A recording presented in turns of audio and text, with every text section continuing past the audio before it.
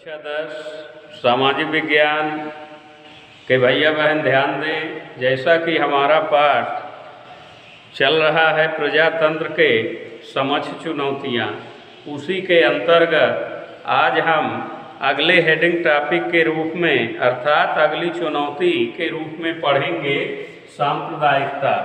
तो सांप्रदायिकता क्या है, इससे क्या आशय है, किस प्रकार से सांप्रदायिकता का भाव उत्पन्न होता है, तो हम उसके अर्थ से समझ सकते हैं। राष्ट्र हित को भुलाकर एक पंथ अथवा एक संप्रदाय विशेष के प्रति निष्ठा रखकर उसके विस्तार, उसके विकास के बारे में ही सोचना और उसके बदले दूसरे पंथ या धर्म या संप्रदाय के प्रति घृणा द्वेष की भावना रखना ही सांप्रदायिकता है। यानी अपने विशेष धर्म को मानना और दूसरे का अपमान करना, घृणा करना, यही सांप्रदायिकता है। जैसा कि आप जानते हैं, भारत एक धर्मनिरपेक्ष राष्ट्र है। यहाँ पर कई धर्मों के लोग रहते हैं, परस्पर मेल जोल होता है। पर स्वतंत्रता प्राप्ति के अंतर्गत यदि देखें, जब हमारे भारत देश में ब्रिटिश शासन था, उस समय भी ब्रिटिश सरकार द्वारा सांप्रदायिकता का भाव उत्पन्न किया गया। हिंदू मुस्लिम एकता को तोड़ने का प्रयास किया गया। इसके लिए फूट डालो राज करो की नीति का अनुसरण करते हुए देश के अंदर जातिगत धार्मिक आधार पर इस प्रकार की स्थिति निर्मित की गई, जो बाद में एक बड़े उदाहरण के रूप में उभर कर सामने आई। यही धर्म और संप्रदाय के माध्यम से भारत का विभाजन हुआ, यानी भारत और पाकिस्तान के रूप में देश के दो भाग बट गए। तो इस प्रकार से सांप्रदायिकता का प्रभाव जो है किसी भी देश के समाज के लिए बहुत बड़ा खतरा होता है। इससे सामाजिक, आर्थिक, राजनैतिक अस्थिरता उत्पन्न होती है और देश की एकता और अखंडता को भी नुकसान पहुंचता है। तो इसी क्रम में हम जानेंगे सांप्रदायिकता के कारण। तो सांप्रदायिकता के एक से अनेक कारण हैं। जैसे नंबर 1, ब्रिटिश सरकार को देश को विभाजित करने की नीति ने सांप्रदायिकता को बढ़ावा दिया। परिणाम स्वरूप देश में वर्षों तक कई प्रकार से सांप्रदायिक लोगों के बीच अविश्वास की भावना बढ़ गई और आज भी कहीं न कहीं ऐसे उदाहरण आते हैं। राजनीतिज्ञों, नेताओं और सरकारों द्वारा राजनीतिक स्वार्थ के तहत चुनाव जीतने के लिए सभी धर्मों एवं संप्रदायों को कई भागों में मान लिया गया और उन्हें खुश करने के अनर्गल प्रयत्न किए गए। कुछ धार्मिक नेता धार्मिक क्षेत्र के अंदर निजी स्वार्थ को लेकर या अपने धर्म को बढ़ावे के रूप में इस प्रकार का माहौल निर्मित करते हैं, जिससे सांप्रदायिकता उत्पन्न होती है।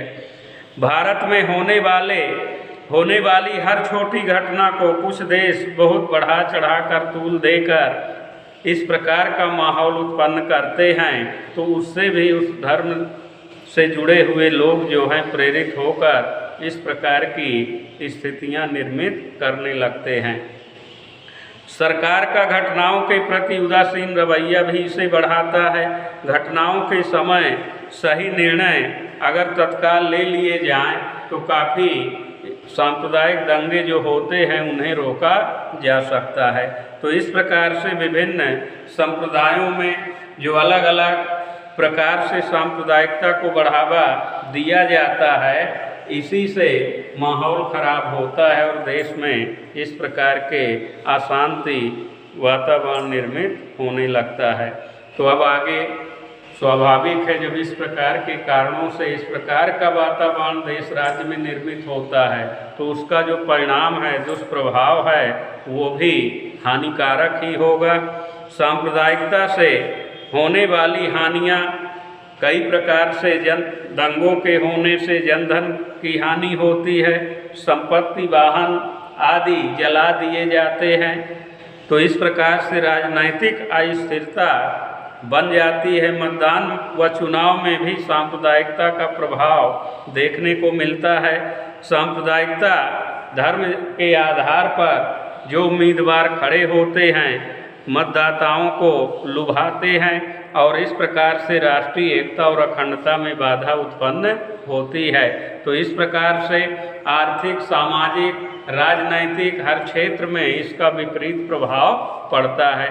तो इस प्रकार से ये घटनाएं होने लगती हैं तो इसका दुष्प्रभाव देश को झेलना पड़ता है।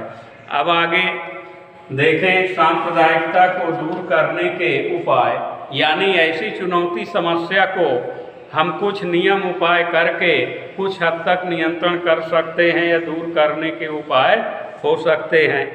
तो इस प्रकार नंबर 1, सर्वधर्म प्रार्थनाएं आयोजित करके सभी धर्मों के प्रति सद्भावना के रूप में इसकी शुरुआत करना। सरकार या किसी आयोजन के समय इस प्रकार से सर्वधर्म प्रार्थना आयोजित करके ऐसा माहौल बनाया जा सकता है। शिक्षा में प्रारंभ से ही नैतिक और आध्यात्मिक गुणों की, मूल्यों की शिक्षा दी जानी चाहिए। सरकार को कानून बनाते समय इस बात का ध्यान रखें कि वह कानून हर जाति, वर्ग, संप्रदाय के हित में हो, किसी भी प्रकार का भेदभाव उसमें नहीं होना चाहिए। साथ ही साथ चुनाव के समय केंद्र सरकार, राज्य सरकार या स्थानीय चुनावों के समय जो उम्मीदवार खड़े होते हैं, यदि धर्म आधारित कोई विशेष जोर बल से खड़ा होता है तो ऐसा नियम हो, ऐसी एडवाइजरी हो कि उस पर अंकुश लगाया जा सके और इसके लिए चुनाव आयोग को बहुत ही सजग रहना चाहिए और नियंत्रण में चुनाव आदि कराने चाहिए। शिक्षा का विकास अधिक से अधिक होना चाहिए ताकि लोग पढ़ लिख कर धर्म रीति रिवाज को अपनाकर एकजुट होकर अपना जीवन यापन कर सकें। सरकार को भी यह ध्यान रखना चाहिए सरकार द्वारा कोई ऐसा कार्य ना हो जो किसी धर्म जाति से प्रेरित हो। सबके लिए समान अवसर, एक समुदाय, एक समाज के रूप में संगठित रूप से कार्य करना और देश या राज्य का संचालन करना चाहिए। तो वास्तव में यदि ऐसे महत्वपूर्ण कारगर उपाय को बनाया जाए, नियम कानून आधारित किया जाए तो काफ़ी हद तक देश में उत्पन्न होने वाली जो सांप्रदायिकता है उसे रोका जा सकता है और इस प्रकार से वातावरण निर्मित करके देश के अंदर हमारी एकता और अखंडता को मजबूत किया जा सकता है। तो इस प्रकार से विद्यार्थियों, आज आपको सांप्रदायिकता जो चुनौती है उसके बारे में बताया गया, समझाया गया। इसे हम आप जानकर समझकर बहुत अच्छे ढंग से अपने जीवन यापन को बना सकते हैं। यही अध्ययन अध्यापन का प्रमुख उद्देश्य है। अब आगे हम इसी प्रकार से जो अपनी विषय वस्तु में जो समस्याएं, चुनौतियां बताई गई हैं तो अगले क्रम में हम आगे क्लासेज वीडियो के अंदर पढ़ेंगे आतंकवाद।